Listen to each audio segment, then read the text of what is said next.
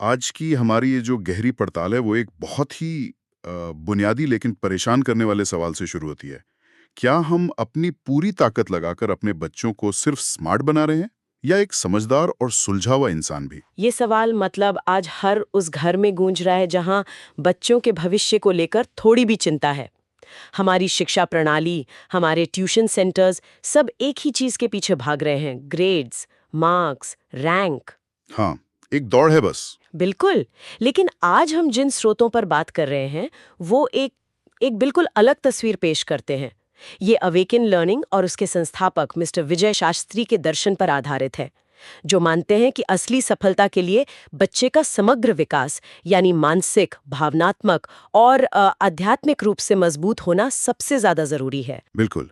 तो हम सब ने आईक्यू और ईक्यू के बारे में तो बहुत सुना है, पर आज की बातचीत का केंद्र है एक तीसरा और शायद सबसे जरूरी स्तंभ, एसक्यू। हाँ, तो चलिए इस नजरिए को और गहराई से समझते हैं और जानते हैं कि ये तीन स्तंभ आईक्यू, ईक्यू और एसक्यू असल में कैसे काम करते हैं और क्यों इनका संतुलन एक बच्चे के भविष्य के लिए इतना इतना महत्वपूर्ण है।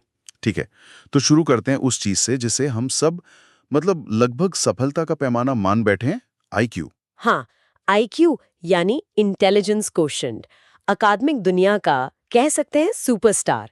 ये बच्चे के तर्क करने, जटिल समस्याओं को सुलझाने और जाहिर है जानकारी याद रखने की क्षमता है। और हमारे स्कूल, कोचिंग सेंटर्स, सबका 90% से ज्यादा ध्यान तो इसी पर होता है। बिल्कुल।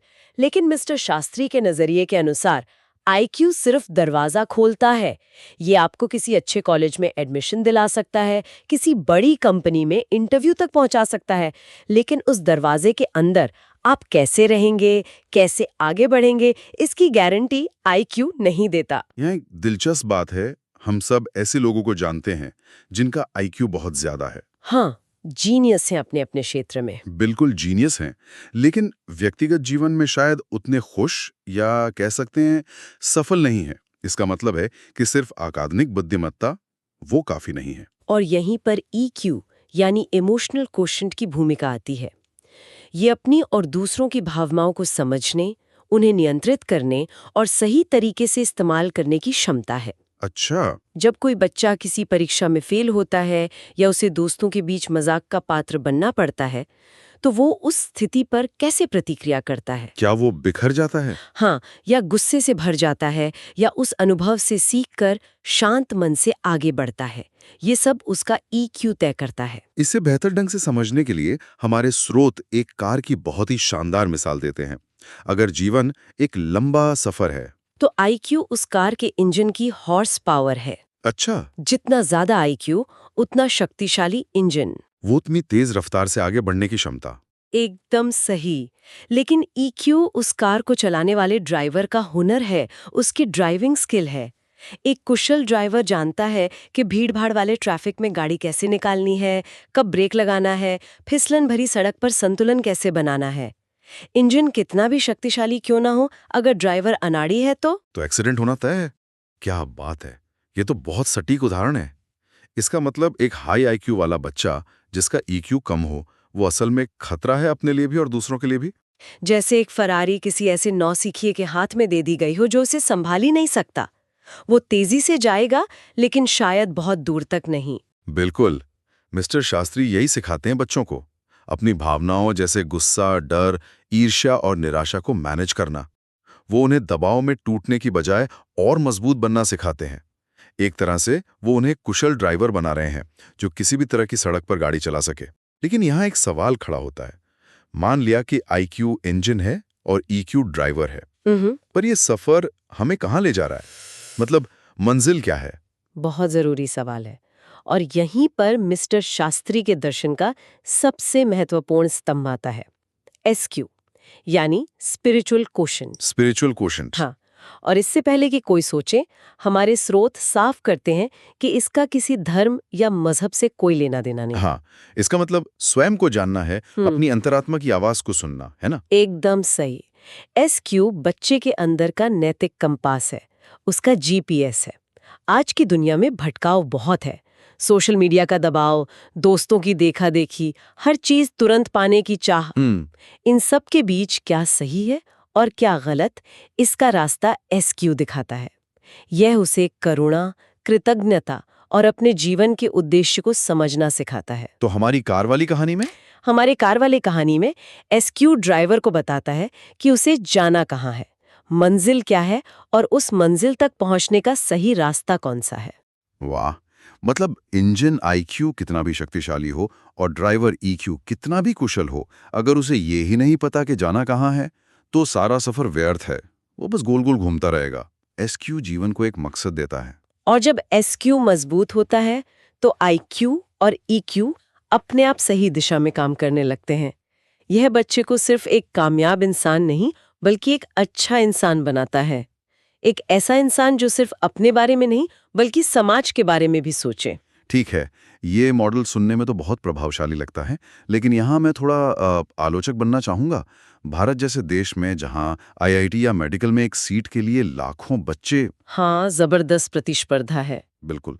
वहाँ क्या माता पिता के पास ईक्यू और एसक्यू जैसी बातों पर ध्यान देने का समय या कह सकते हैं विलासिता है? क्या ये अव्यावहारिक नहीं लगता? यह एक बहुत ही जायज चिंता है और अवेकन लर्निंग का मॉडल सीधे तौर पर इसी को संबोधित करता है। उनका तर्क यह नहीं है कि आईक्यू जरूरी नहीं है। उनका तर्क यह है कि ईक्यू और एसक्यू असल में आईक्यू के प्रदर्शन को बढ़ाते हैं। हाँ, बढ़ाते हैं। सोचिए, एक बच्चा जो परीक्षा के तनाव को बेहतर ढंग से संभाल सकता है, यानी हाई ईक्यू, और जिसे पता है कि वो ये पढ़ाई क्यों कर रहा है, उसका एक बड़ा लक्ष्य है, यानी हाई एसक्यू, क्या वो उस बच्चे से बेहतर प्रदर्शन नहीं करेगा जो सिर्फ दबाव और डर में रट्टा मार रहा है?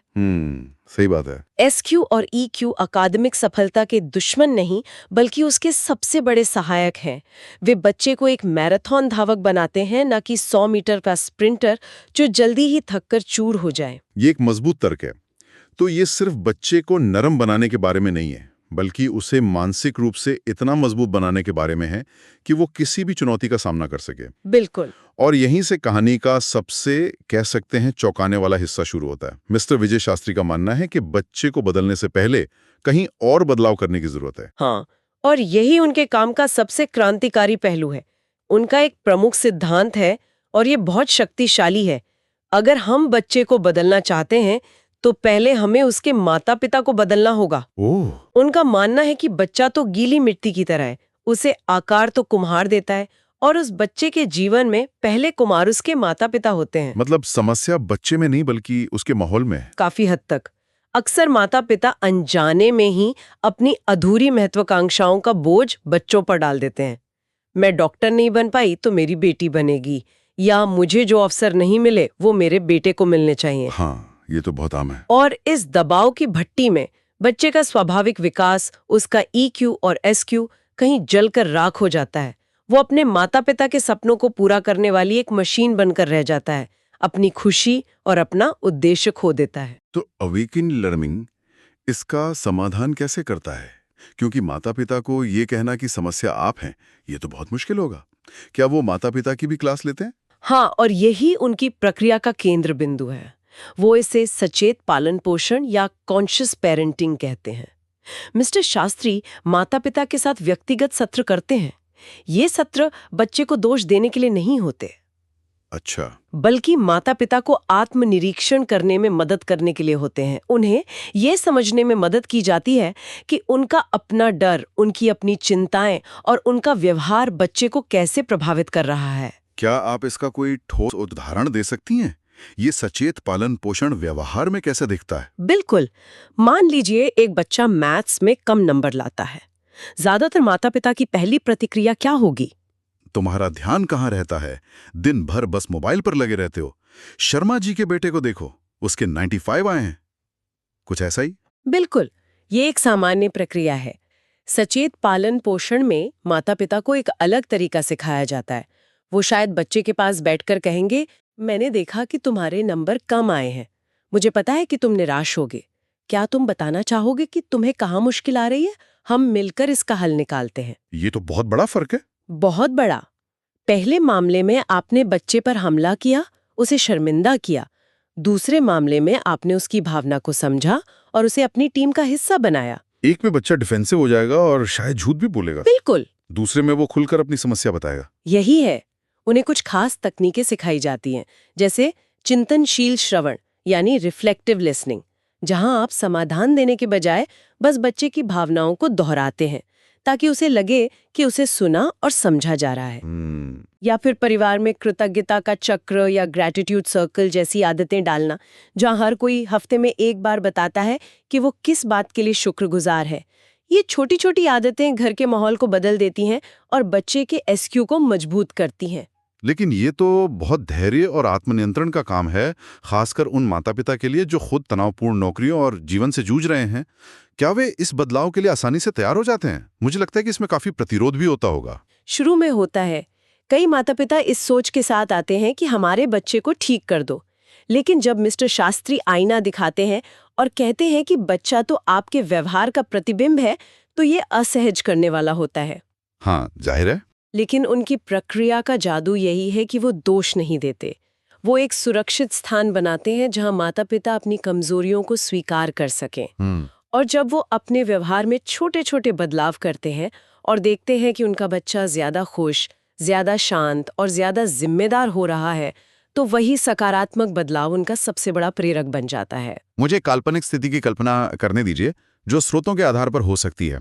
एक 14 साल की लड़की है, पढ़ने में बहुत तेज, हाई आईक्यू, ठीक है। लेकिन बहुत जिद्दी और गुस्सैल है, मतलब लो ईक्यू। माता-पिता परेशान हैं, वो उसे अवेकन लर्निंग लाते हैं। ठीक है, तो यहाँ शास्त्री जी शायद उस लड़की से कुछ सत्र करेंगे, लेकिन उनका असली फोकस माता-पिता पर होगा। वो पाएंगे कि माता-पिता की हर बात में तुम्हें ये करना चाहिए या तुम्हें वो नहीं करना चाहिए जैसी भाषा इस्तेमाल होती है।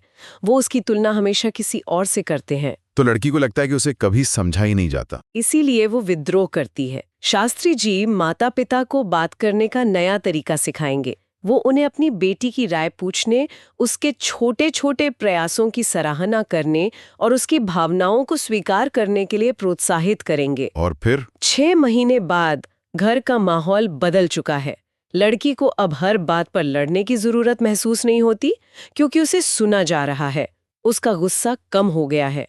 वो अब पढ़ाई इसलिए नहीं करती क्योंकि उसे डांट पड़ेगी, बल्कि इसलिए करती है क्योंकि उसे अपने माता पिता को निराश नहीं करना, जो अब उसके दोस्त बन गए हैं। उसका ईक्यू सुधर गया है और क्योंकि घर में शांति है, उसका अकादमिक प्रदर्शन भी पहले से बेहतर हो गया है। बच्चे को नहीं बदला गया, माहौल को बदला गया और बच्चा अपने आप बदल गया। बिल्कुल। ये तो एक तरह से पूरे परिवार की थेरेपी जैसा हो गया।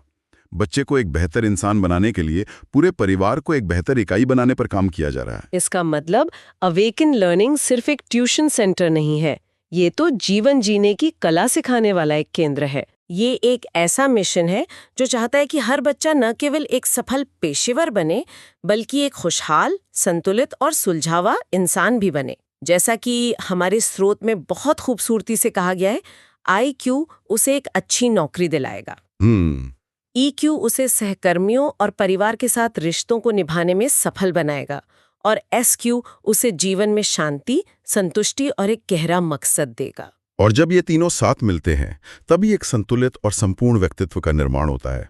एक ऐसा व्यक्ति जो सिर्फ सफल नहीं, बल्कि एक सार्थक जीवन जीता है। ये हमें इस बातचीत के अंत में एक बहुत ही महत्वपूर्ण बिंदु पर लाता है। वो क्या है? वो ये है कि शायद हम सफलता शब्द को ही गलत तरीके से परिभाषित कर रहे हैं। शायद सफलता सिर्फ बैंक बैलेंस या पद का नाम नहीं है। शायद असली सफलता आंतरिक शांति, मजबूत रिश्ते और ये जानने में है कि आपका जीवन किसी बड़े उद्देश्य की पूर्ति कर रहा है। बिल्कुल। और ये दर्शन हमें हमारी पारंपरिक भारतीय बुद्धिमत्ता की भी याद दिलाता है, जहां ज्ञान, भावना और आध्यात्मिकता को हमेशा एक साथ देखा गया है।